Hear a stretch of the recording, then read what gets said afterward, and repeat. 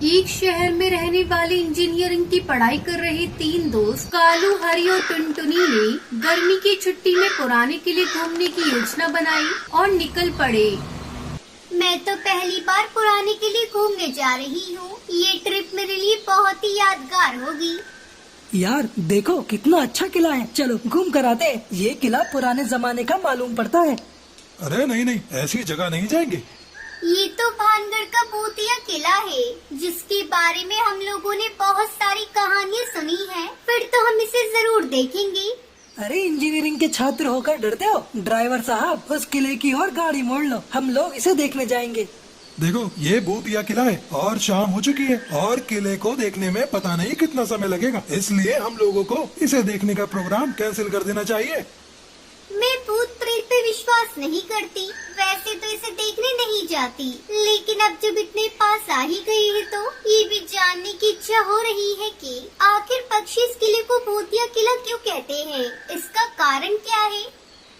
चारों ओर जंगल से होकर सड़क गुजर रही होती है और आगे दो रास्ते निकलते हैं। ड्राइवर सोच में पड़ जाता है कि किस सड़क से होकर किले की ओर जाया जाए। तभी एक बूढ़ा बाज बाबा वहाँ आता है। बाबा किले के लिए कौन सा रास्ता जाता है? ये भूतिया किला है, यहाँ कोई नहीं आता जाता, आप लोग मत जाओ। हाँ, एक काम करो, गाड़ी को बाईं ओर मोड़ लो। ये कहकर वो ड्राइवर गाड़ी को भानगढ़ किले की तरफ मोड़ लेता है। वो तीनों कार से उतरते हैं। तभी कालू ड्राइवर से कहता है, देखो हम लोग घूम कर आते हैं, तब तक तुम यहीं पर हम लोगों का इंतजार करो, ठीक है? लेकिन आप लोग जल्दी से लौट आना, वरना मैं यहाँ से भाग जाऊंगा।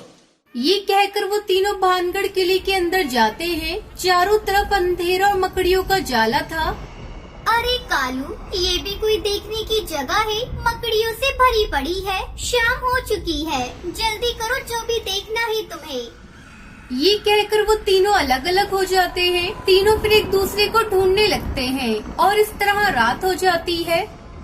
मोबाइल के सिग्नल को भी अभी जाना था। हे भगवान, मुझे बचा लो। टुनटुनी और कालू ने मुझे किस मुसीबत में फंसा दिया है। मैं तो पहले से ही यहाँ आने से मना कर रहा था। अब ना तो यहाँ से बाहर निकलने का रास्ता मिल रहा है और ना ही ये दोनों मिल रहे हैं। आवाज लगाकर देखता हूँ, कहीं वो मेरी आवाज सुन ले। कालू, टुनटुनी, कहाँ हो तुम दोनों? वहीं दूसरी तरफ कालू भी उन दोनों को ढूंढ रहा था। अरे यार, यहाँ तो कोई ऐसा कमरा नहीं है जिसमें सांप बिच्छू ना हो। अब तो भगवान ही मुझे बचा सकते हैं। ये हॉल कुछ ठीक लग रहा है, यहाँ किसी तरह से रात बिता लेता हूँ। अभी यहाँ से निकलना खतरे से खाली नहीं है। पता नहीं टुनटुनी और हरी कहाँ और किस हाल में होंगे। इस सांप का मैंने क्या बिगाड़ा, तब से मेरा पीछा ही कर रहा है।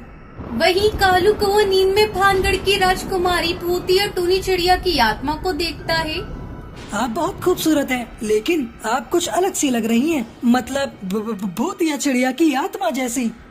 तारीफ करने के लिए शुक्रिया, लेकिन आप भी बहुत साहसी और वीर पक्षी है, क्योंकि इस किले में कोई भी नहीं आता जाता।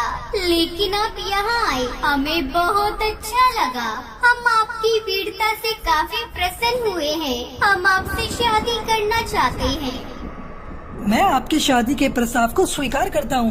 तभी वहाँ पर बहुत सारी भूतिया चिड़िया की आत्मा आ जाती है। उन्हें देखकर कालू डर जाता है। बचाओ बचाओ, मुझे माफ कर दो, मैंने आप लोगों का कुछ नहीं बिगाड़ा है। डरने की कोई जरूरत नहीं है। हम लोग तो सालों से किसी पक्षी का किले में आने का इंतजार कर रहे थे। आप हमारे मेहमान हैं। हम लोग आपकी सेवा कर रहे थे। आप वैसे इतना डर क्यों रहे हैं? मेरे दो दोस्त मुझे मिल नहीं रहे, मैं उन्हें ढूंढ कर आता हूँ। तभी भूतिया टूनी चिड़िया की आत्मा इशारा करती है और उसकी दासी हरी और टुनटुनी के शरीर को लाकर उसके पास रख देती है। क्या यही दोनों आपके दोस्त थे?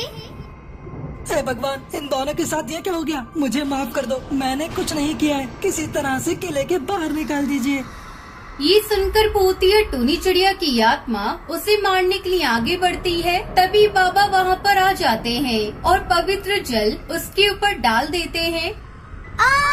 जल रहा है। ये तूने क्या कर दिया? मेरी शादी करने का सपना फिर से अधूरा रह गया।